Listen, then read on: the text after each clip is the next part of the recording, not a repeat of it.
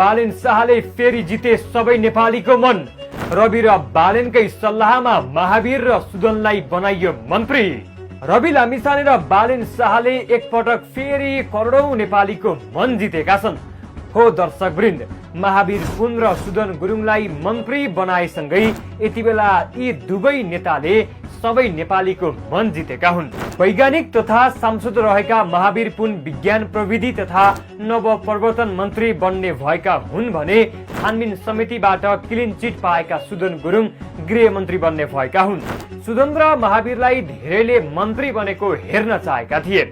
सुदन गृहमन्त्री बने पनि 1 महिनामै विवादमा मुछिएपछि राजीनामा दिएर छानबिन समितिलाई सघाएका थिए। तर समितिले गुरुङलाई क्लिन चिट दिएपछि उनी पुनः गृहमन्त्रीमा फर्किएका छन्।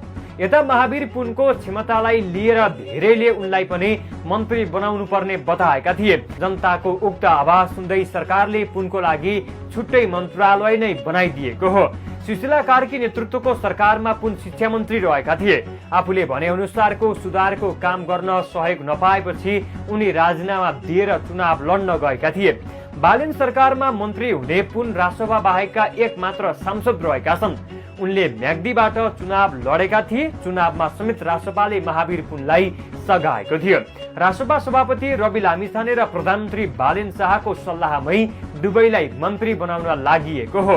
उनीहरूको आजै शपथ ग्रहणको तयारी भएको छ। सरकारले विज्ञान प्रविधि र नवप्रवर्तन क्षेत्रलाई केन्द्रमा राख्दै नयाँ मन्त्रालय गठन गरेको हो। मन्त्री परिषदबाट गत वैशाखको 30 गते निर्णय भई राजपत्रमा प्रकाशित नेपाल सरकार कार्य विभाजन नियमावली 2083 अनुसार विज्ञान प्रविधि तथा नवप्रवर्तन मन्त्रालय औपचारिक रूपमा स्थापना गरिएको छ। सरकारले विज्ञान तथा प्रविधि क्षेत्रलाई छुट्टै मन्त्रालय मार्फत अगाडि बढाउने निर्णयलाई राज्यको दीर्घकालीन विकास रणनीतिसँग जोडेर हेरिएको छ।